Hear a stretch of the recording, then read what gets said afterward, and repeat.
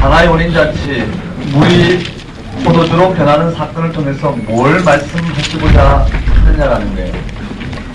물이 포도주로 바뀌는 사건을 통해서 지금 요한복음에서 오늘 우리에게 정언하고자 하는 내용이 무엇이냐라는 거예요. 물이 포도주로 변하는 그와 같은 사건이 우리 가운데 임하였는데 어디에서 그런 사건이 임하였느냐라는 거죠. 물이 포도주로 바뀌는 이와 같은 질적으로 전혀 다른 이 땅의 이와 같은 생명 방식에서 전혀 다른 궁극적인 생명이 성취가 되었는데 어디에서 그 일이 일어났느냐라는 거예요. 어디에서 그 일을 우리가 맛볼 수 있느냐라는 거예요. 2장 1절에서 11절에 가장 핵심적인 건 11절 말씀인데요. 거기까지 가기 전에 우리 문맥이 또 이해가 돼야 돼요. 1절에 보면 사흘 되던 날에 갈릴리 가나에 혼인이 있어 예수의 어머니도 거기 계시고 예수와 그 제자들도 혼인의 청함을 받았더니 문제가 발생했어요. 포도주가 모자란지라. 맞죠? 포도주가 모자란지라, 포도주가 떨어진지라. 예수의 어머니가 예수께 저들에게 포도주가 없다니. 포도주가 떨어진지라 예수의 어머니가 예수께 이르되 저들에게 포도주가 없다니. 저들에게 포도주가 없다니. 무슨 말로 들리나요? 포도주가 떨어진지라 예수의 어머니가 예수께 이르되 저들에게 포도주가 없다니. 그만 마시란 말일까요?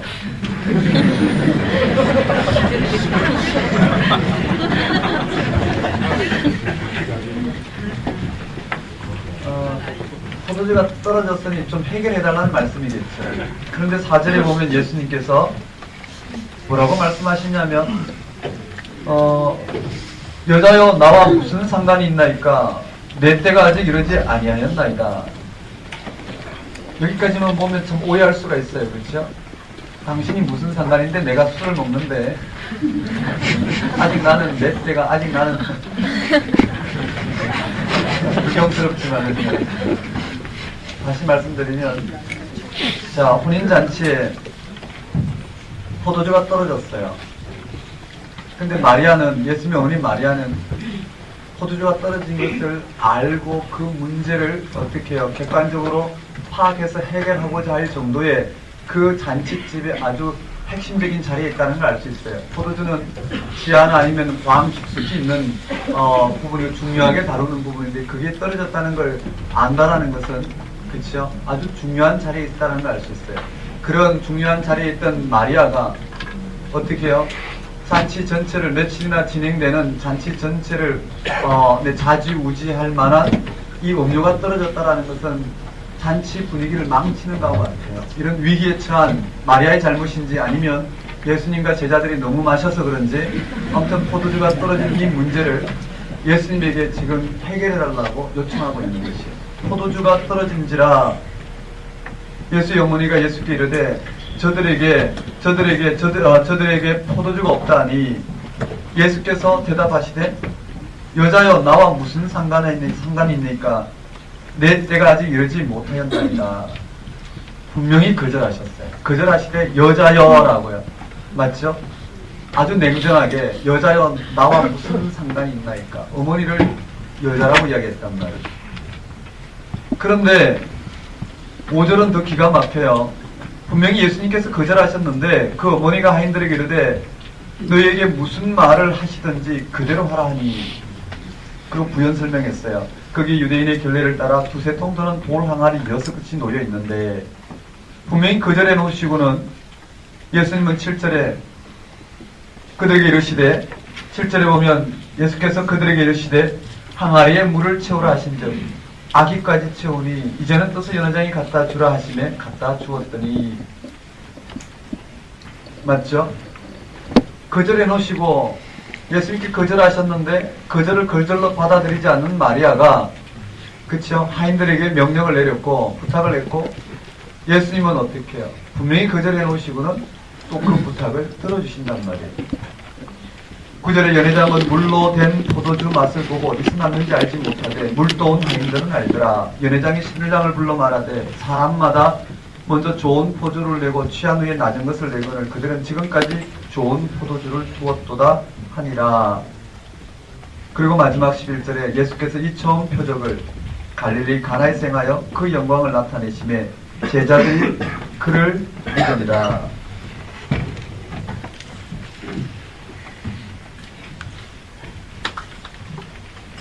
오늘 본문의 내용이 그렇게 순탄하게 파악되는 건 아니에요. 무슨 말 하는지 여기에 영적인 지평이 열리지 않으면 파악하기가 좀 어려울 정도로 오늘 우리 가운데는 난해한 부분들이 많아요. 3절에 다시 보면 포도주가 떨어진지라 예수의 어머니가 예수께 이르되 저희에게 포도주가 없다 하니 예수께서 이르시되 여자여 나와 무슨 상관이 있나이까 내 때가 아직 이르지 못하였나이다. 분명히 거절하셔요. 포도주가 떨어졌다는 단순한 사실 보도가 아니라 예수님에게 모자라는 포도주를 좀 해결해 주기를 부탁드린 말씀이 분명해요. 마리아는 지금 책임 당사자 입장에서 포도주가 없으니 해결해 달라는 부탁을 하고 있는 것이에요. 그런데 문제는 4절이에요. 여자여 나와 무슨 상관이 있나이까 내 때가 아직 이르지 못하였나이다. 너무 퉁명스럽고 당혹스러운 말투예요. 그래서 많은 주석학자들은 이 4절이 퉁명스러운 말씀이 아니고 교양이 있는 말투라고 수십 권의 책을 가지고 변증하고 있어요. 여자여라는 말은 여자에겐 도저히 던질 수 없는 퉁명스러운 말이 아니고 실은 당시에 통용되는 존댓말이다 등등으로 해명을 해요. 그러나 이 본문은 4절 말씀은 우리말 그대로예요.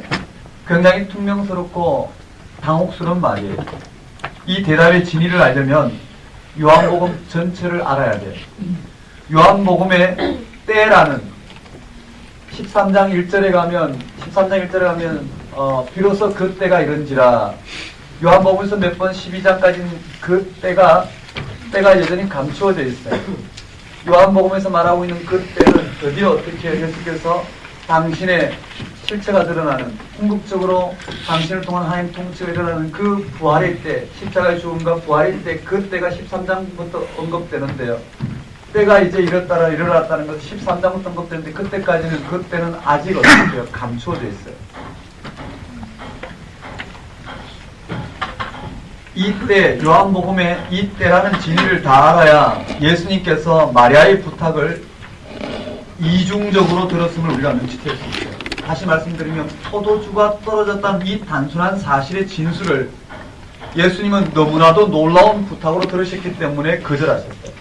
순간 포도주가 떨어졌으니 해결해달라는 이 마리아의 부탁을 예수님은 당신이 이 땅 가운데 오신 바로 그 사명을 건드리게 되었다라는 것이에요. 여자여, 이 말은 아들과 어머니의 관계를 훨씬 초월한 독생자 하나님의 아들 그리스도로서 지금 표현하는 것이, 이 표현은 예수님을 독생자 위치에 올려놓고 하나님의 아들 예수님이 인간 마리아에게 말하는 말투예요. 이해되시겠어요? 요한복음 전체에서 포도주는 단순히 알코올로서의 음료인 동시에, 즉 붉은 핏빛 알코올이면서 그 이상의 의미를 가리키고 있는 바로 그 상징인 구원의 예표로서 포도주로 우리는 확인할 수 있어요. 우리는 요한복음 전체에서 포도주라는 상징이 그냥 알코올을 가리키는 포도주가 아니라 예수님의 희생을 담보로 해서 예수 그리스도의 예수님의 십자가 핏빛 보혈을 가리키는 말이라는 것을 알아야 된다는 거예요. 이 포도주는 이 땅을 구원하기 오신, 바로 하나님이 육신의 몸을 입고 오신 그 자체요, 십자가에 달려 죽으신 그것을 상징한다고 볼 수 있겠죠. 그래서 지금 포도주가 떨어진 포도주를 달라는 이 말을 예수님은 지금 당장 들어줄 수 있는 요청이 아니에요. 3절에서 포도주가 떨어졌으니 포도주를 달라는 이 마리아의 말을 예수님은 영적으로 들었을 때는 이 요청에 금방 응답할 수 없어요. 왜냐하면 당신이 가야 될 길이 있기 때문에. 아직은 예수님께서 십자가에 못 박힐 때가 이르지 않았기 때문에 예수님은 내 때가 이르지 않았다라고 응답하셨어요. 예수님께서 포도주가 없다라는 이 마리아의 말을 유대 사회 전체가, 인류 사회 전체가 지금 포도주가 없다는 말로 들으셨어요. 그래서 예수님께서는 포도주를 달라는 요청의 말을 들었을 때 지금은 아니다. 지금은 내가 십자가의 보혈을 흘릴 때가 아니라고 응답하시는 거예요. 지금은 그때가 아니라고 분명히 거절하시는 거예요. 포도주가 없다는 이 말을 십자가의 핏빛 보혈을 흘려달라는 요청으로 받아줄 땐 지금은 때가 아니다라고 한 발자국 뒤로 물러나신 거예요. 여자여 나와 무슨 상관이 있나이까 내 때가 아직 이르지 못하였나이다. 이 여자여라는 표현은 예수님이 순식간에 하나님 아들로서의 자의식을 가지고 십자가 핏빛 보혈을 흘릴 때가 아님을 선을 그음으로써 마리아의 그 단순한 말을 신학적으로 신앙적으로, 아니 예수님이 이 땅에 오신 처음부터 어떻게 해요? 오직 이 한 가지 사실을 위해서 오셨다라는 것을 이 아주 단순한 말에도 민감하게 반응하심으로 오늘 우리에게 예수님이 처음부터 이 인류를 구원하기 위해서 오신 하나님의 아들이요 바로 메시아였다라는 것을 가나의 분인잔치 통해서 오늘 우리에게 들려주고 있다는 것이에요.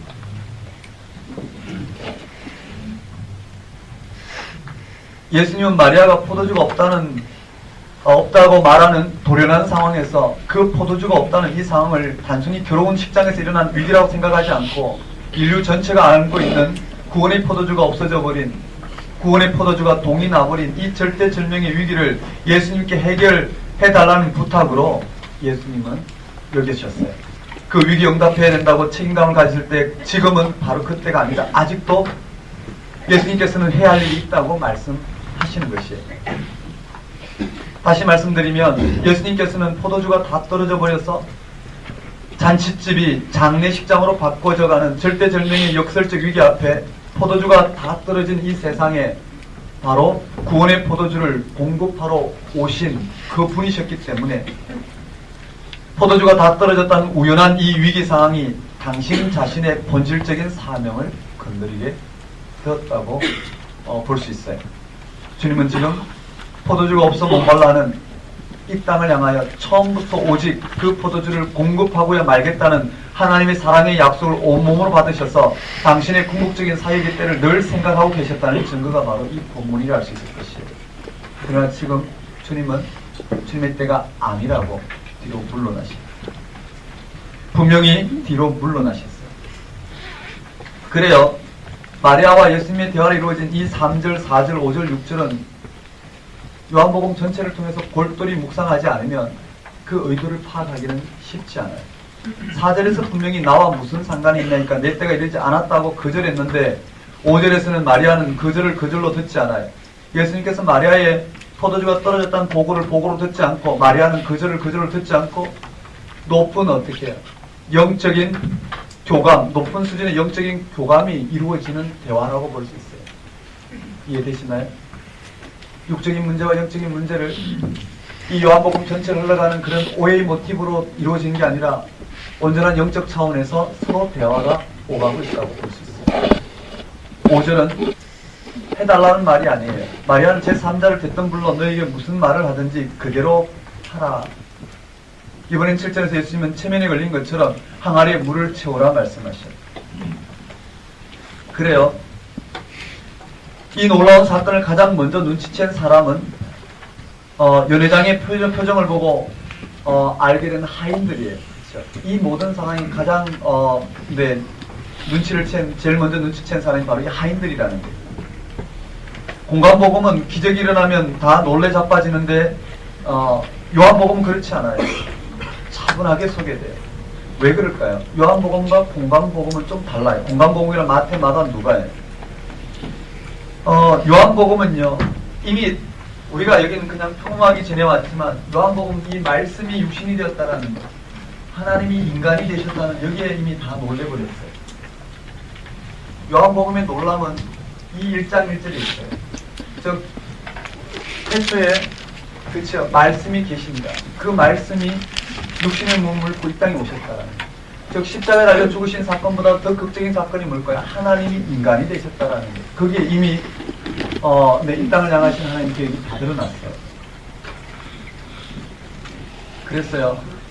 요한복음의 모든 이적과 기사는 아주 조용히 담담히 지나가고 있어요.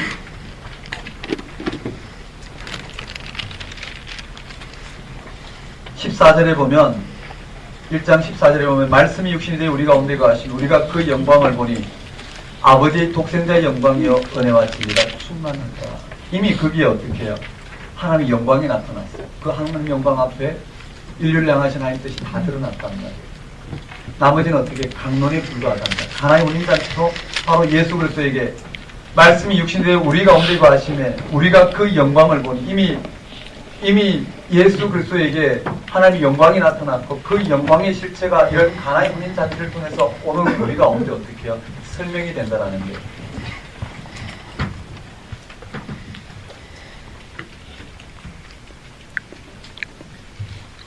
내용은 그래요. 여러분은 이런 오늘의 이야기를 듣고 무슨 생각이 드시나요? 오늘 본문이 말하려는 중심 메시지는 무엇일까요? 이 도면에서 성서를 읽는 오늘 우리들에게 참으로 깊은 영성이 좀 필요하다고 볼 수 있을 것이에요. 도대체 무슨 말씀을 하는지요? 성서 본문이 말하는 핵심 메시지를 포착할 수 있는 신앙의 본질이 필요하다고 볼 수 있을 것이에요. 오늘 본문에서 물이 포도주로 변했다는 사실 자체는 그렇게 중요한 게 아니에요. 물이 포도주로 변했다는 사실 자체는 무엇을 드러내기 위한 주님의 기적이에요. 기적은 어떠한 표적을 드러내기 위한 어떻게 해요? 그리스도의 메시아의 사역이에요. 무엇이 중요할까? 요한복음 기자는 물이 포도주로 바뀐 이야기를 전한 다음에 11절에서 이렇게 결론을 내려요. 이렇게 예수님께서는 첫 번째 기적을 갈릴리 지방 가나에서 행하시어 당신의 영광을 드러내셨다. 그리하여 제자들은 예수를 믿게 되었다라고 전하고 있어요. 이 문장에서요. 첫 번째 기적 또 당신의 영광이 중요해요. 여러분 그게 11절에 첫 표적이에요. 첫 번째 표적이에요. 첫 번째 표적과 영광이 중요해요. 아니 포도주 사건의 실체는 바로 이거란 말이죠. 첫 번째 표적과 그 영광의 핵심이에요. 이 첫 번째 표적은 세례 요한이 증언을 통해서 하나님의 어린 양이요 하나님의 아들이다. 두 제자가 예수를 따라 그를 보고 결과가 뭘까요? 이 인자가 하나님의 사자가 인자 위에 오르락 내려가는 이 하나님의 영광을 표현하고 있는 거죠. 하늘이 열리고 하나님의 통치가 예수 그리스도에게 나타나는 것이 바로 하나님의 영광의 표현이에요. 이것을 표현하고 그것이 예수를 통해서 이미 나타났다는 것을 가나의 혼인잔치를 통해서 보여주고 있는데요. 핵심이 무엇이냐면은 예수 그리스도에게 하나님의 영광이 나타났다는 물을 포도주로 바꾸는 사건을 통해서 우리에게 말하고자 하는 것은 우리가 믿고 따르는 그 예수가 누구신지를 지금 설명하고 있는데 그에게 하나님의 영광이 나타났다는 성서에서는 기적이 많이 등장해요. 창조 사건도 기적이에요. 무로부터 무엇이 창조됐다는 사실을 기적이라고 말하지 않을 수 없죠. 요한계시록이 개망하는 새하늘과 새 땅도 역시 기적이에요. 창세기부터 요한계시록 사이 얼마나 많은 기적 이야기가 보도되고 있는지 일일이 설명하지 않아도 여러분 어느 책을 펴도 확인할 수 있는 그냥 성경을 펼쳐도 항상 거기에 이런 이적과 기적이 나와요.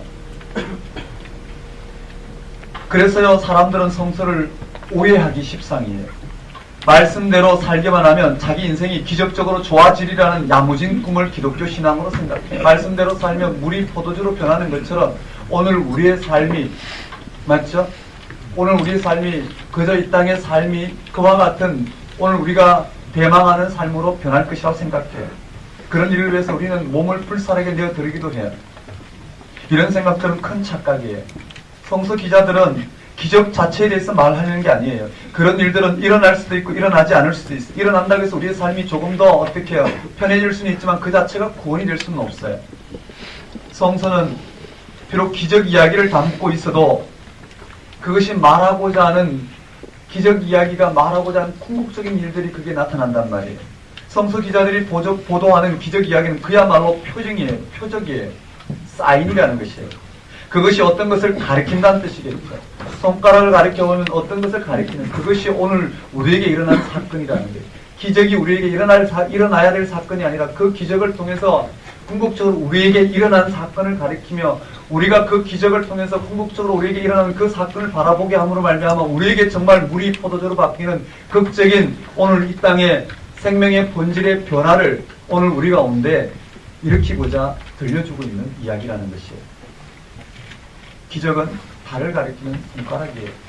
이것을 놓치면 한 우리는 궁극적인 우리 가운데 임하신 하나님의 통치를 맛볼 수 없을 것이에요. 중요한 건 손가락이 아니라 달인데도 불구하고 사람들은 이 손가락에 매달려 그렇게도 실험하게 된단 말이에요. 그것이 일어나도 오늘 우리 가운데는 어떤 궁극적인 변화가 없고, 그것이 일어나지 않으면 아는 만큼 우리는 그 삶에, 우리는 이 현실을, 이 땅의 이 삶의 무게의 현실을 어떻게 어머니 치마폭에 묻혀있는 마마보이처럼 그런 방식으로 우리는 현실을 대하게 된다는 것이에요. 첫 번째, 그래요. 성서가 말하는 걸 그대로 믿으면 되지, 그게 무슨 손가락과 달 이야기를 하느냐 하고 말할 수 있어요. 그렇지 않아요.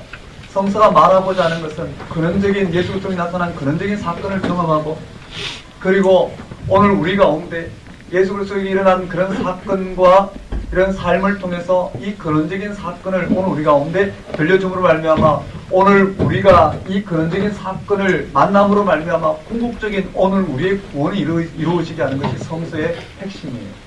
그렇다면 성서가 가리키는 근원적인 사건이 우리에게는 결정적이란 말이에요. 그게 첫 번째 기적, 첫 번째 표적이라고 그랬어요. 첫 표적인데요. 이걸 헬라어로 보면 아르켄톤 세메이온, 요한은 이 기적의 첫 번째라고 말하고 있어요. 헬라어 아르케는 순수에 따른 첫 번째라는 뜻만이 아니라 근원적인, 1차적인, 근본적이라는 뜻이 있어요. 말하자면 포도주 사건은 예수님의 공생에서 첫 번째 행한 것이라는 의미보다는 본질적인 사건이라는 의미예요. 첫 번째, 순수로도 첫 번째이지만 뭐라고요? 예수님이 누구신지를 드러내는 본질적인 요소가 들어있다고 보면 돼요. 그것의 본질적인 의미, 그것의 1차적인 의미는 바로 예수님의 영광이에요. 기독교 신앙은 기적을 중심으로 한 호기심 천국이 아니에요. 기적, 꿈, 비전, 오늘 우리에게 일어나는 성장, 이런 등등 이런 것들이 아니라 예수님의 영광이 중심이에요. 영광이라는, 그게 우리의 모든 것이 드러나기 때문에. 그런데 예수님의 영광이라면요, 이 영광이 손에 잡히냐라는 거예요. 2000년 전 기독교 공동체들이 경험하고 인식한 예수님의 영광을 우리가 쉽게 따라갈 수는 없어요. 그래서 사람들은 쉬운 것에 눈독을 들여요. 기적 현상에만 심취되어 물이 포도주가 되었다라는 것, 이런 이야기를 근거 없이 어떻게 해요? 퍼뜨리고 다닌단 말이에요. 그것이 기적적으로 일어나는 것도 아니고, 그것이 메시아의 사역의 궁극적인 것도 아닌데도 불구하고 우리는 그런 방식으로 궁극적인 하나님의 영광의 눈을 돌려야 될 우리들이 그런 기적을 통해서 오늘 우리의 영광을 취하고자 너무나 쉽게 어떻게 해요? 우리의 신앙의 토대를 허물어뜨리고 만다라는 것이에요. 다시 물어볼게요. 예수님의 영광이 무슨 뜻일까요? 본문은 그것을 전해요. 1장에도 그걸 전하고 2장에도 그걸 전하고 3장에도 그걸 전하고 처음부터 끝까지 이 영광을 전하고 있어요. 예수님에게 이 영광이 나타났대요. 포도주 사건이 가리키고 있는 그 예수님의 영광은 무엇일까? 영광이라는 단어는 오직 하나님에게만 속해요. 오늘 우리가 뭐라고요? 이 땅에 우리가 무엇을 행함으로 말미암아 하나님께 영광을 돌릴 수 있다는 것은 다 거짓말이에요. 예를 들어서 김연아 선수가 올림픽 금메달을 땄다고 해서 그것은 이 땅의 생명 방식에서, 이 땅의 생명 방식에, 이런 잠정적인 생명 방식이 그런 것을 얻는 것을 통해서 그 생명을 성취한다고 생각하는 이 땅의 삶의 방식, 그것이 영광이 돼요. 이해되시나요? 영광이란 오늘 우리의 생명이 궁극적으로 생명을 얻는 사건이 바로 영광이에요. 다시 말씀드리면 영광이란 우리 이 땅에 이 생명이 궁극적인 생명을 얻는 것인데 그 생명을 오늘 우리가 무엇을 해도 얻을 수 없단 말이에요. 그 우리에게 영광이 있지 않단 말이에요. 하나님의 영광이란 하나님이 생명이 근원이신 하나님 우리에게 생명을 창조하시고 그 생명으로 오늘 우리를 온전히 통치하던 세계가 바로 하나님의 영광이에요. 이해되시죠? 가문의 영광이라 그래요. 우리가 무엇을 이름으로 알면 그 가문이 그런 것을 토대로 삼는 것이 바로 영광이에요. 하나님이 오늘 우리의 생명을 가지고 이 생명이 하나님과 함께함으로 하면 온전한 생명의 통치 가운데 있는 것이 바로 영광이에요. 근데 그 영광을 잃어버렸죠. 왜냐하면 그 생명을 떠난 오늘 우리들은 우리의 생명 방식으로 이런 방식, 흙으로 돌아가야 될 이런 것을 강해서 우리는 평생 이 삶을 드리며 그것으로 우리의 존재감을 만들어요. 그런데 이곳에 예수 그리스도의 십자가의 죽음과 부활 사건을 통해서 궁극적인 하나님의 생명의 통치가 임하였다는 겁니다. 그리고 우리는 그 하나님의 생명을 맛본 사람들이 영광이 나타났어요. 누구를 통해서? 예수 그리스도를 통해서 생명이 생명을 얻는 일이 나타났고 예수님을 통해서 온전한 하나님의 영광이 성취되었어요. 이제 그 영광이 오늘 우리 가운데 다가올 예수님 다시 오실 때 온전한 이 땅에 이와 같은 잠정적인 생명 방식이 생명을 취해야 될 온전한 현실인 그 생명이 이미 나타났고 그것이 예수님 오실 때 우리 가운데는 성취가 될 것이라는 그 영광이 지금 예수님에게 임하였다는 것이죠. 그래도 잘 손에 잡히지 않을 수 있어요. 우리의 삶의 방식과는 너무나 다르기 때문이에요. 영광이란 단어는 오직 하나님에게만 해당되죠. 지금은 가문의 영광이란 말도 있지만 원래 성서의 언어에서 영광은 하나님에게만 사용되는 것이에요. 예수님의 영광이란 말은 하나님의 영광이 그에게 현시되었다라는 것, 나타났다라는 것이에요. 물론 마리아의 요청에 대해서 아직 때가 오지 않았다고 예수님의 답변을 보면, 하신 답변을 보면, 그리고 예수님을 모두 알아본 게 아니란 사실을 전제한다면 이 영광의 계시가 완전히 일어난 것은 아니에요. 아니, 일어났지만 오늘 우리가 알아보는 이런 방식으로 이 생명이 그 생명을 알아보는, 온전하게 알아보는 방식으로 일어나진 않았어요. 그러나 포도주 사건으로 부분적으로, 간접적으로 하나님의 영광이 예수님에게 현시되었다라는 것이죠. 유대계의 정결의식에 사용되던 물이 생명을 살리는 포도주로 변화된 것처럼 예수님은 생명의 실체예요. 오늘 이 땅에 물과 같은 우리의 삶, 결국은 어떻게 해요? 아무런 질적인 변화, 생명을 얻는 일질적인 변화를 가져다 주지 못하는 오늘 우리의 삶에서 궁극적인 생명을 얻는 포도주로서의 이 실체를 얻게 되는 그 영광이 예수님을 통해서 우리 가운데 나타났다라는 것이에요. 그래서 제자들은 예수님을 신앙의 대상으로 받아들이게 됐어요. 그를 믿었다고 그래요. 근데 그 믿음은 그 하나님의 영광을 온전히 바라볼 때, 그때가 언젠가요? 부활 사건을 경험했을 때만 제자들의 믿음은 완성된다는 거예요. 지금 그걸 말하고 있는 거죠. 오늘 우리도 이런 신앙 안에서 살아가죠. 예수님에게 하나님의 영광이 현시하셨다는 이 신앙 말이에요. 이런 것 예수님과 하나님의 일체예요. 그래서 우리의 생명이 완성되었다는 것이에요. 우리는 하나님을 직접 볼 수 없죠. 예수님에게 나타나는 구원 사건에서 하나님의 영광을, 그의 현존을 경험해요. 예수님을 통해서 물이 포도주로 변하는 같은 존재론적인 변화가 가능해요. 오늘 우리는요, 이 땅에 물과 같이 살아가요. 맞죠? 오늘 우리 눈에 보이는 이런 방식으로 사물을 판단하고 이런 방식으로 생명을 이해하고 그런 방식으로 생명을 취하고 살아가는 오늘 우리들에게는 어떻게 해요? 결과적으로 이 땅은 이와 같은 방식으로 소멸하게 되고 흙으로 돌아간다.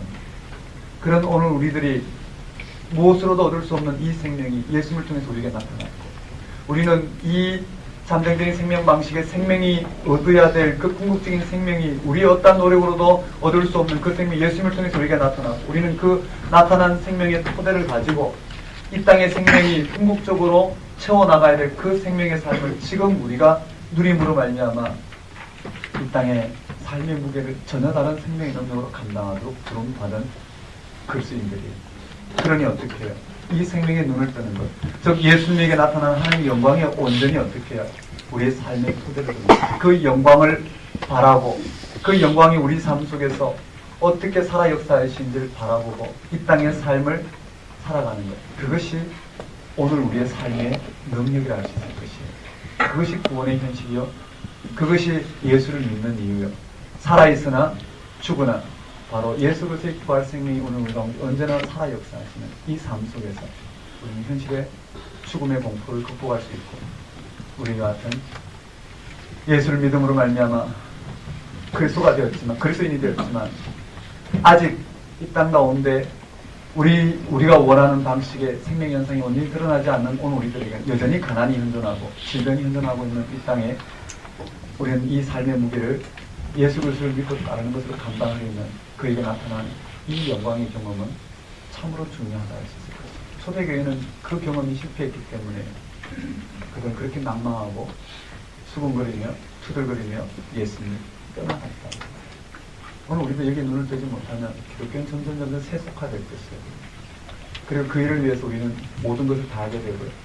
그래서 기독교 신앙을 마치 이 땅에 잘 되는 사람, 예수를 믿음으로 말미암아 이 땅에서 경쟁력 있게 잘 나타나는 사람들만 기독교 신앙의 표준이 되고, 그렇지 않은 사람은 다 소외되고 도태되고 그 신앙을 바라보고 모두가 살아가는 기독교 신앙인지 아니면 이 땅의 삶의 방식인지 도무지 이해할 수 없는 이런 삶으로 전락해 가지 않을까 생각합니다.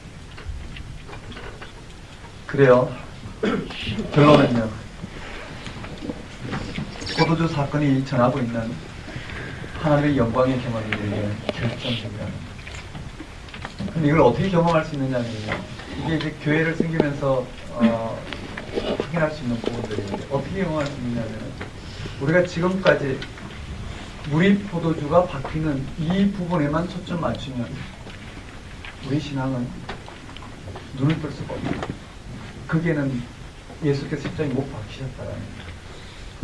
그리고 부활하심으로 말미암아 우리에게 그리스도가 되셨다는 이 사실에 성서의 진술에 오늘 우리의 삶에 우리의 신앙의 토대를 두고자 성서의 진술을 따라가는 그 자리에 성령은 역사하셔서 우리에게 경험하게 하신 이 신앙의 실체가 무엇인지 드러내므로 우리를 하여금 하나님의 영광이 오늘 우리에게 얼마나 극적이고 놀라운지를 알게 하심으로 내게 일어나는 그런 방식의 삶을 전혀 다른 생명의 능력으로 극복하게 하시더라는 거예요.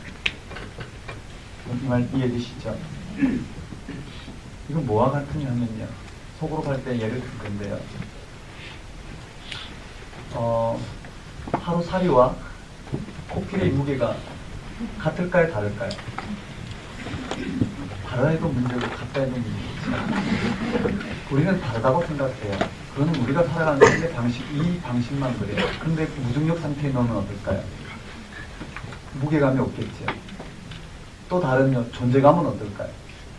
하나님의 관점에서 보면, 우리의 관점에서 보면 하루살이와 코끼리는 달라요. 하루살이를 내 동물원에 내놓고 사육사가 사육하는 일은 없어요. 네. 존재감은 어떨까요? 전혀 다른 관점이었어요. 하나님이 창조주 하나님의 권능으로, 창조주 하나님 우주 만물을 창조하신 창조주 하나님의 권능으로 이 하루살이를 창조했듯이 코끼리도 창조했어요. 이 생명에 대한 존재감은 하루를 살든 코끼리처럼 살든 상관없이 어떻게 창조주 하나님의 작품으로 본다면 우리는 전혀 다른 존재로 우리에게 인식됩니다. 다른 말로 표현해보면요. 100년 전은 어땠을까요?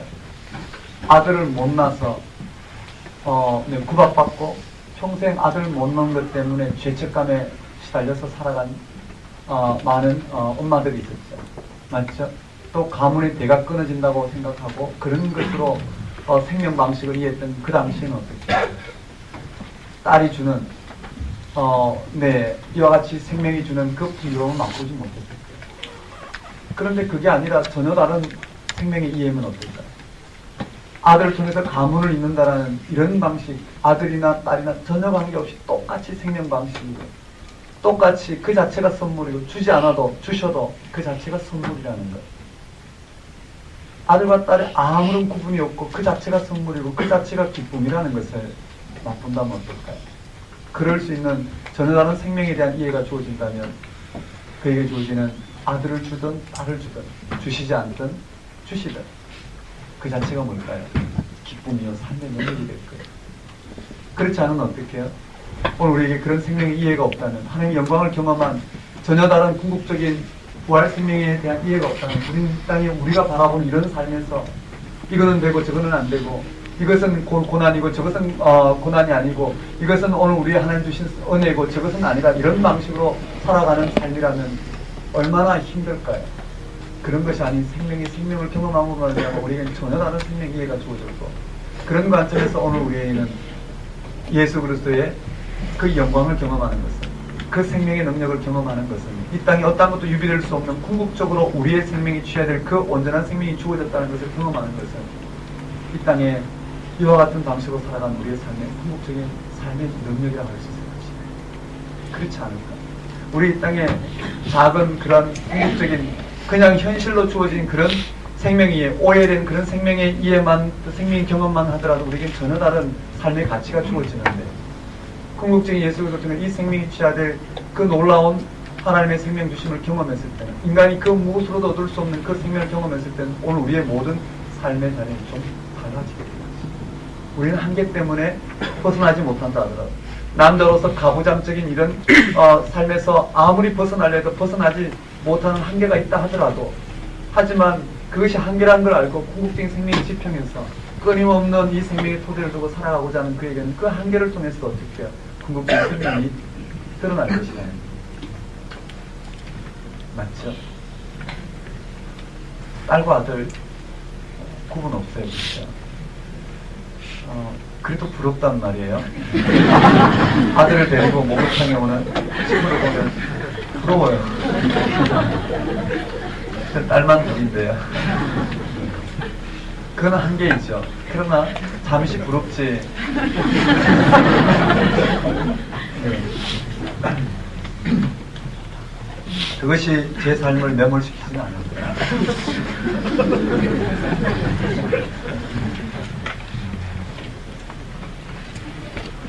자, 요한복음은 가나의 혼인잔치를 통해서 드러내고자 했던 물이 포도주를 바뀌는 그런 사건을 통해서 궁극적으로 드러내고자 하는 것은 예수 그리스도를 통해서 우리 인생이 궁극적인 이 생명을 취하는 그 일이 드러났답니다. 그것을 경험하는 자리는 어디라고요? 여기 부활연연 20장에 나오는 예수 그리스도의 부활을 통해서 예수님이 어디 계시는지, 이 부활하신 예수 그리스도 중에서 오늘 우리가 온전히 하나님의 통치를 맛볼 수 있다는 것을 설명합니다. 한번 따라볼까요? 가나의 혼인잔치. 가나의 혼인잔치. 제가 예를 들어서 가나의 혼인잔치가 첫 번째 기적입니다 하고 넘어가면 간단해요. 그렇죠? 여러분 읽으려면 그것이 무슨 말인지 찾아내기 힘들어요. 그러니 이렇게 설명이 좀 있더라도 이해를 하시고 귀찮아하지 마시고 성경 읽는데 굉장히 도움이 되기 때문에 6장을 열어낸 이유는 다 연결되기 때문에. 그 다음에 한번 따라해볼까요? 성전정화. 성전정화. 성전정화에 대해서 말이 많은데요. 다양한 설명들을 좀 내려놓고 핵심만 좀 살펴보고자 합니다. 성전정화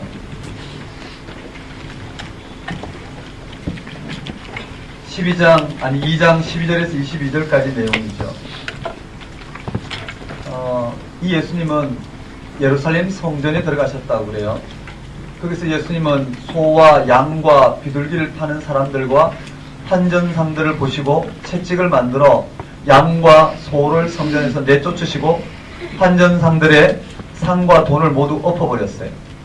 이어서 예수님은 이렇게 말씀하셨어요. 2장 16절 한번 읽어볼까요? 함께 읽겠습니다. 시작.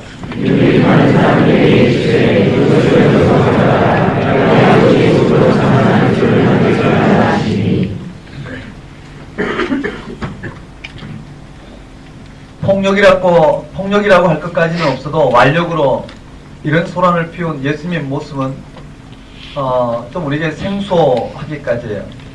이런 소란을 지켜본 유대인들이 18절에 뭐라고 말하고 있냐면요. 이에 유대인들이 대답하여 예수께 말하기를 네가 이런 일을 행하니 무슨 표적을 우리에게 보이겠느냐. 표적을 보이라고 했어요. 이건 위의 내용과 같아요.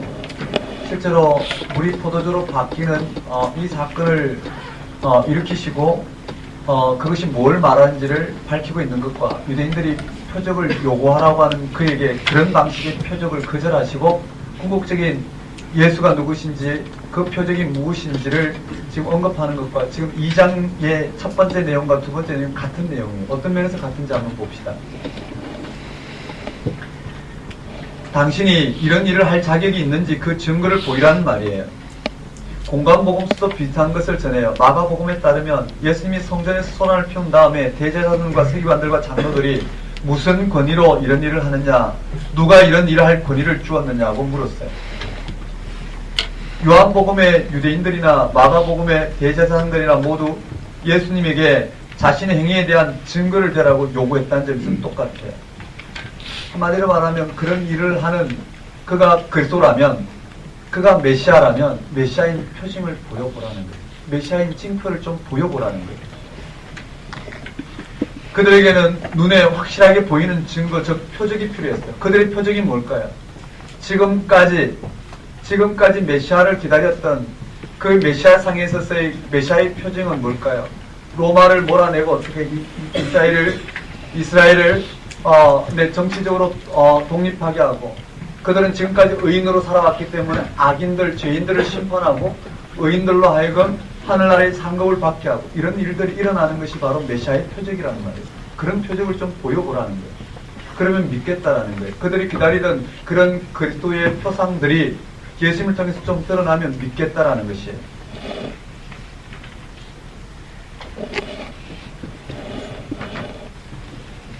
유대인들은 하나님의 구원 사건을 그러한 표적, 그러한 기적적인 것으로 생각했어요. 후손을 하늘의 별과 같이 많게 하겠다는 하나님의 약속을 받은 아브라함은 그것을 어떻게 믿을 수 있었는지 증거를 달라고 하나님께 요구했어요. 번제 물에 고기 사이로 횃불이 지나가는 표적이 일어났죠. 호렙산에 불타는 가시떨굼 나무에서 하나님의 명령을 받은 모세도 확실한 증거를 요구했어요. 지팡이가 뱀이 되었거나 다시 지팡이로 변하는 손에 나병이 생겼다가 낫는 표적 말이에요. 출애굽의 홍해 사건을 비롯해서 광야에서의 만나와 메추라기, 반석의 물, 고대 이스라엘의 역사는 표적의 반복이었어요. 그래서 오죽했으면 바울이 유대인들은 표적을 구하고 헬라인들은 지혜를 찾는다고 고린도전서 1장 2절에서 표현했을까요? 유대인들의 이런 표적 신앙은 이해할 만할 것이에요. 하나님이 명실상부하게 하나님이라고 한다면 그들이 사람들이 할 수 있는 것과는 근본적으로 다른 걸 보여주셔야 된다는 생각이었어요. 그래요. 그들은 이 땅의 삶의 문제를 하나님의 힘으로, 지금까지 그들은 그런 모든 고난과 고통을 감수하고 율법을 지키며 하나님의 뜻이 일어나도록, 하나님의 온전한 구원이 일어나도록 기다렸어요. 하나님의 구원은 그들이 이 땅 가운데 눌려있는 삶으로부터 벗어나는, 이 땅의 고난으로부터 벗어나고 그럴 수 있는 징표가 나타나는 것만이 하나님의 표적이었다고 생각할 수 있을 것이에요. 요즘 또 많은 그리스도인들은 그런 표적을 요구하고 있죠. 그들은 하나님을 믿는 사람들에게 하나님이 살아계시다는 표적이 따른다고 생각해요. 신앙생활을 잘하면 그런 증거가 나타난다고 가르치고 그렇게 믿어요. 하나님 나라는 말에 있지 않고 능력이 있다는 바울의 진술도 자주 그런 식으로 인용해요. 노골적으로 사업도 잘 되고 건강도 좋고 출세도 한다고 해요. 심지어 믿음만 좋으면 은으로 만든 이빨이 금으로 변한다는 이야기도 해요. 그런 표적이 따르지 않는 것은 신앙이 죽은 탓이라고 주장하고 많은 하나님의 경험과 체험들이 필요하다고 주장해요. 그래야지만이 오늘 우리가 구원받은 증거가 바로 거기서 확인될 수 있다고 생각해요. 그래야지만이 믿음이 자란다고 그들은 주장해요. 표적을 보이라는 유대인들의 요구에 예수님은 성전을 허물라고 말씀하셨어요. 엉뚱한 답변이죠. 성전을 허물라니요. 그리고 사흘 동안에 일으키겠다고 그랬어요. 말도 안 되는 소리죠. 예루살렘 성전이 어떤 건물일까요? 다윗이 건축 자재를 마련했고 솔로몬이 완공한 이 성전은 몇 번에 걸쳐서 파손되었다가 복구되는 등 예수님 당시에도 재건축 중이었어요. 이스라엘 사람들은 예루살렘에 하나님이 임재하신다는 믿음을 이어왔어요. 자신들이 모든 것을 투자해서 성전을 건축, 복원, 유지했어요. 유대인들에게 예루살렘 성전은 바로 하나님이 살아계시며 그들의 하나님이라는 사실의 실정적인 표적이었어요. 그들의 모든 삶은 예루살렘 성전을 중심으로 이루어졌어요. 예루살렘에 사는 경건한 이들은 유대교의 기도 시간에 맞춰서 예루살렘 성전에 들어가 기도했어요. 성전이 없는 유대교는 상상할 수 없었죠. 모든 종교가 성전을 중요하게 생각하죠. 로마에 있는 베드로 성당은 세계적인 건축물이에요. 건물도 건물이지만 유명한 화가들이 그린 천정화와 벽화 그리고 조각품들은 이루 값을 매길 수 없을 정도로 귀한 것들이에요. 우리 한국교회도 이런 건축물에 관심이 높죠. 웅장하고 멋진 교회당을 짓는 것이 바로 신앙의 업적이고 하나님이 살아계시다는 표적이라고 생각해요. 또 불교도 절을 꽤나 화롭게 짓고 그렇게 지은 절이 잘 된다고 그래요. 건축물을 통해서 종교심을 발휘했던 생각은 동서고금을 막론하고 모든 종교에 나타나는 현상이라 할 수 있어요. 예수님은 바로 그 예루살렘 성전을 허물라고 말씀하고 계셔요. 3일 만에 다시 세우겠다고 말씀하셨어요. 이 말을 들은 유대인들은 기가 막혔을 것이에요. 이렇게 되므로요. 이 성전은 46년 동안 지었건을 네가 3일 만에 일으키겠느냐. 이런 질문을 하는 걸 보니 유대인들은 예수님이 무슨 말씀하시는지 그 중심을 알아듣지 못한 것 같아요. 그래요. 그들은 예수님 말씀에 늘 오해를 하고 있어요. 마태복음 12장 39절에서는 표적을 보여달라는 서기관과 바리새인들을 향하여 예수님은 악하고 엄란한 세대가 표적을 구하나 선지자 요나의 표적밖에는 보일 표적이 없느니라. 요나의 표적은 예수님이 십자가 죽음과 부활을 가리켜요. 물론 예수님이 공생애 중에 많은 표적을 행하셨어요. 사람들의 병을 고치시고 초자연적인 사건도 일으키셨어요. 표적에 관한 한 예수님의 태도는 이중적으로 보여요. 한편으로는 표적을 행하셨지만 다른 한편으로는 표적을 거절하셨어요. 예수님이 당신이 하셔야 될 때는 표적을 드러내셨지만 그런 표적을 통해서 그리스도를 인식하려고 하는 그들에게는 표적을 거절하셨어요. 예수님의 표적은 복음서 말씀을 통해서 보면 그것 자체로는 큰 의미가 없어요. 복음서 기자들은 표적의 방식으로만 예수님의 정체성을 전할 수밖에 없었어요. 그 모든 표적은 하나의 사실을 말하기 위한 방편이었어요. 성전을 허물라 내가 다시 일으키리라는 오늘 본문의 말씀도 그 하나의 사실을 가리켜요. 뭐냐면요, 예수 그리스도의 십자가와 부활이에요. 우리가 예수 그리스도를 통해서 구원에 이르는 표적은 오직 십자가와 부활밖에 없어요. 그렇게 믿으시나요? 오늘 우리가 구원에 이르게 되는 길은 어떠한 표적도 아닌, 그리고 어떠한 삶의 개선도 아닌, 어떠한 우리가 원하는 그러한 방식의 삶이 나타나는 것이 아닌 예수 그리스도와 십자가의 죽음을 통해서만 어떻게 해요? 우리에게 구원이 나타나는 겁니다.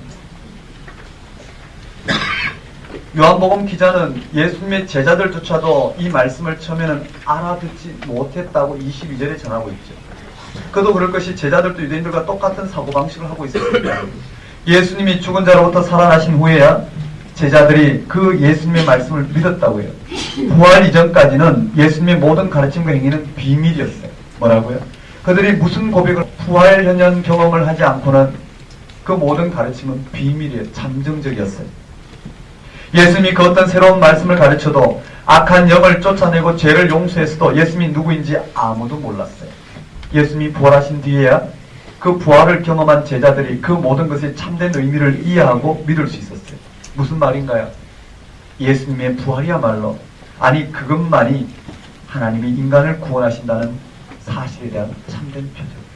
예수님의 부활만이 인간을 구원하신다는 참된 표적. 요한복음 기자는 바로 그 사실을 전하고 있어요. 예수님의 예루살렘 성전을 허물라 3일 만에 다시 일으키겠다는 말씀은 바로 예수님이 일어난 하나님의 구원 사건을 가리켜요. 앞서 언급한 요나의 표적도 역시 예수님의 죽음과 부활만이 유일한 참된 표적이라는 의미예요. 그 부활이야말로 예수님은 온 인류의 구원자 그리스도가 되셨어요. 뭐라고요? 예수님이 부활하신 것만이, 부활하셨다는 말을 우리가 깊이 새겨야 될 것이에요. 부활하신 것만이, 그 부활로 인해서 예수님은 온 인류의 구원자 그리스도가 되셨다는 거예요. 신약 성경은 오직 이 한 가지 사실에 집중하고 있어요. 이것 외에는 다 부수적인 것이에요. 예수님의 부활, 그의 부활체인 예수님의 운명, 그를 통해서 일어난 사건 이외의 모든 것들은 참된 표적이 아니라는 것이에요. 이런 것, 우리 인간에게서 나오는 표적은 없다는 뜻이겠죠. 우리가 생산해내는 것은 구원의 표적이 아니에요. 오늘 우리에게 일어나는 그 어떤 초자연적인 현상도 그렇죠, 구원이 아니에요. 죽을 병이 걸렸다가 살아나는 것도 그 자체로 어떻게 해요? 구원의 표적이 될 수가 없다는 거예요. 그래도 그는 또다시 죽어요. 맞죠? 이 땅은 그런 식으로 어떻게 해요? 이 땅에 일어나는 그 어떤 현상도 어떻게 해요? 구원의 표적이 될 수가 없는 거예요. 구원의 표적은 오직 부활하셔서 하나님부터 오늘 우리에게 의롭다 하심으로 이 생명이 하나님에 의해서 예수 그리스도를 통해서 오늘 우리 가운데 주어질 때만이 오늘 우리는 이 생명을 얻는 구원이 일어난다는 것이에요. 우리는 부활의 생명으로 아직 온전히 들어가지 못했어요. 뿐만 아니라 죄를 용서받고 의롭다고 인정받았지만 여전히 죄의 지배를 받고 있어요. 끊임없이 용서를 받고 의롭다고 인정받아야 할 존재들에게 무슨 구원의 표적이 있을까요? 이 땅 가운데 그런 삶이 결국 구원의 표적이 될 수 없어요. 그가 예수님의 이름으로 무슨 이 땅의 삶을 취해도 그것이 구원의 표적이 될 수 없어요. 이 땅에 예수님의 이름으로 무슨 성취를 해도 그것으로 구원의 표적이 될 수 없다는 거예요. 그것을 통해서 세상 사람들이 구원받지 않아요. 그것을 통해서 오늘 우리가 구원으로 들어가지는 않는다라는 것이에요. 맞죠? 구원의 표적은 오직 예수 그리스도의 십자가와 부활 사건이 우리 구원의 표적이라는 거예요. 우리 일상을 보더라도 마찬가지예요. 지금 좀 생략하고요. 그런데 우리는 이 표적 신앙을 쉽게 벗어버릴 수 없어요. 왜냐하면 이 세상이 우리를 향해서 표적을 보이라고 요구하기 때문에. 그래서 많은 이단들은 이러한 표적들을 우리 기독교 예수 그리스도 이름으로 오늘 우리 정통 기독교 예수 그리스도 십자가와 부활 사건을 믿고 성서에 진술된 토대 위에 서 있는 오늘 이 기독교 신앙보다 더 어떻게 해요? 이 세상 사람들이 요구하는 그런 이적과 기적을 일으킴으로 말미암아 그들이 그리스도이심을, 그들이 그리스도됨을 스스로 드러내는, 그들이 바로 그러한 것으로 구원이 일어난다고 주장하는 이런 이단들이, 거짓 메시아 믿음들이 사기를 치고 있다는 것이죠. 뿐만 아니라 우리 스스로도요, 그런 표적을 요구하기도 해요. 우리가 확인할 수 있는 그런 표적이 없으면 우리의 삶을, 우리 신앙생활을 견뎌내기 힘들어요. 그런 것으로 뭔가 내 신앙이 확인되지 않으면 오늘 우리는 굉장히 힘들어요. 우리가 삶과 신앙생활에서 얼마나 많은 표적을 구하고 성취하려고 애를 쓰는지 더 이상 무슨 설명이 필요할까요? 매일 그것을 확인하고 싶어 안달이 나 있어요. 표적 신앙의 잘못을 확인하는 것으로 우리의 삶과 신앙에 있는 모든 문제가 간단히 해결되지는 않아요. 표적 신앙이 답이 아니라는 것은 알겠는데 그렇다면 무엇이 실질적인 답일까? 그 대답은 우리가 이미 찾았어요. 구원의 유일한 표적인 예수님의 부활에 온전히 집중하는 거예요. 오늘 우리 삶이 하나님으로 어떻게 개선되는가가 아니라 우리 있는 그대로의 모든 삶이 어떻게 하나님 생명 주심으로 전혀 다른 하나님 구원 통치로 바라보게 되느냐. 이 부활 생명의 부활 사건에 우리 모든 삶을 집중하는 걸 할 수 있을 것이에요. 너무 뻔한 대답일 수 있겠죠. 그러나 우리의 삶을 담아내기에는 너무 뻔한 대답. 그래서 우리의 현실의 이런 삶의 무게를 해결하기에는 너무 가볍고 너무 비상적인 게 아닌가 이렇게 생각할 수 있을 것이에요. 예수님에게 일어난 부활은 우주적이고 유일해적인 하나님의 구원 사건입니다. 종말로 열린 생명의 생생한 신비예요. 그것만이 오늘 우리의 이 생명이 누려야 될 참된 현실이라는 것이에요. 이 부활은 생명의 주도권이 하나님께 있다는 사실에 대한 하나님의 자기 계시 사건이라고 볼 수 있을 것이에요. 우리는 거기서 우리의 노력이 아니라 하나님의 주도적인 구원 행위로 구원받는다는 사실을 믿어요. 자신의 운명 그리고 세상의 운명을 뚫고 나가기 위해 투쟁하되 이미 부활 생명으로 구원받았다는 사실, 이 지평 가운데서 있지 않으면 우리는 이 현실의 무게에 짓눌려 이 생명이 바로 이 현실의 삶으로 어떻게 매몰되어 버리고 만다라는 것이에요. 결론은요, 부활 생명에 집중하는 것만이 이 땅에 표적을 요구하는 것 같은 그런 방식의 우리의 삶으로부터 궁극적인 생명의 신비 가운데 우리의 삶을 살아가는 전혀 다른 지평이 주어질 것이다. 간단한 예로요. 여전히 어떻게 해요? 생명의 신비를 맛보지 못한 사람은 100년 전처럼 여전히 아들이 주어져야지만이 내게 어떻게 해요? 내 고난이 해결됐다고 생각을 해요. 그런 사람에게는 어떻게 해요? 아들이 주어질 수도 있지만 안 주어질 수도 있어요. 아들이 주어진다 해서 그 삶의 무게가 그렇게 벗어나는 건 아니에요. 전혀 다른 생명, 아들이든 딸이든 어떤 자식이든 없든 그저 이 땅에 이 생명을 맛보면 그 자체의 온전한 생명의 눈을 뜬 그는 어떻게 해요? 어떠한 삶이든 전혀 다른 생명의 능력으로 감당해낼 수 있을 것이다.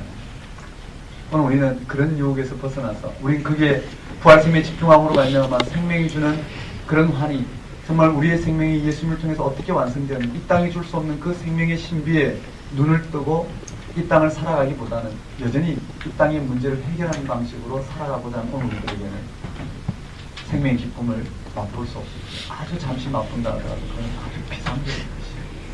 이런 방식의 신앙은 끊임없이 예수 그리스도 이름으로 기적을 구하는 이런 형태의 삶을 살아가는 것이, 그것이 기적으로 기적적으로 일어나면 좋지만 일어나도 문제고 안 일어나도 문제.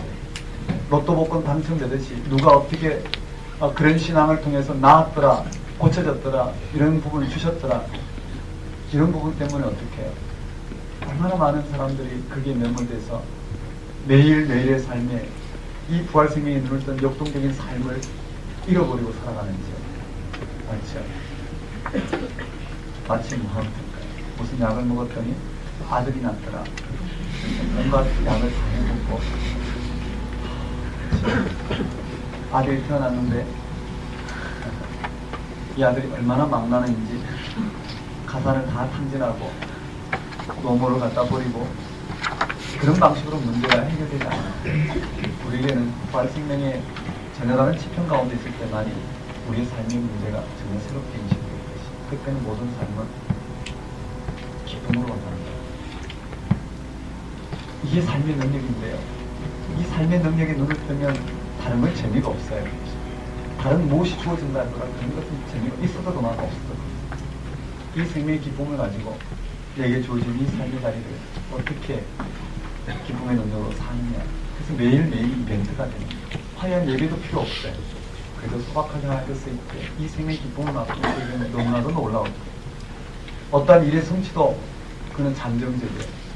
하나님 주신 이 생명의 능력으로 그 일을 통해서 그런 생명의 삶을 살아낸다는 자체가 기쁘기 때문에 일이 되고 안 되고 그런 것은 잠시 이 땅에서 겪는 하나의 삶의 방식이라는 것을 알죠. 그럴 때 어떻게 그 일을 통해서 생명이 그를 통해 드러나게 되는 것이다. 이 얘기가 좀 지나갔는데요. 한번 따라해볼까요? 가나의 혼인잔치, 가나의 혼인잔치, 성전정화, 성전정화, 가나의 혼인잔치, 가나의 혼인잔치, 성전정화. 성전정화. 가나의 혼인잔치는 물을 포도주로 바뀌는 사건을 통해서 예수님에게 바로 뭐가 나타났다고? 하나님 영광이 나타났다. 이해되시나요? 그런데 성전 정화를 통해서 표적을 요구하는 그들에게 표적을 통해서 맞죠? 저 물을 포도주로 바뀌는 사건을 통해서 진짜 표적은 뭐라고? 첫 번째 표적, 즉 예수님이 표적이란 말이에요. 예수님에게 하나님의 영광이 나타났다는 게 표적이란 말이에요. 두 번째 사건, 표적을 보이라는 그들에게 어떠한 것도 구원의 표적이 될 수 없는 게 일단 물이 포도주로 바뀌더라도 그 자체가 구원의 표적이 될 수 없어요. 누가 구원의 표적이라고 해요? 예수님이. 당신이 구원의 표적이다. 이 예수님을 받아들이지 않고는 구원이 될 수 없다. 그 모든 표적은 누구를 가리키고 있다고요? 예수님을 가리키고 있다. 이해되시나요? 모든 표적은 바로 예수님의 십자가와 부활 사건을 통해 이 땅 가운데 임하신 하나님의 구원 통치를 가리킵니다. 오늘 우리의 구원의 표적은 예수 그리스도시지 그 어떤 것도 아니라는 거예요. 그래서 이 두 가지 사건은 그렇게 오늘 우리에게 즉 1장 14절에 뭐라고 언급되어 있느냐면 말씀이 육신되어 우리 가운데 가신 우리가 그 영광을 보니 그 영광 1장 14절에 언급되는 이 하나님의 영광이 바로 오늘 우리의 구원의 표적이라는 거예요. 이해되시죠? 이 하나님의 영광은 어디서 경험할 수 있나요? 십자가 죽음과 부활 사건을 통해서. 거기에 세례 요한의 증언에 마지막 나다나에게 하나님의 사자가 인자 위에 오르락 내리락 할 것이다.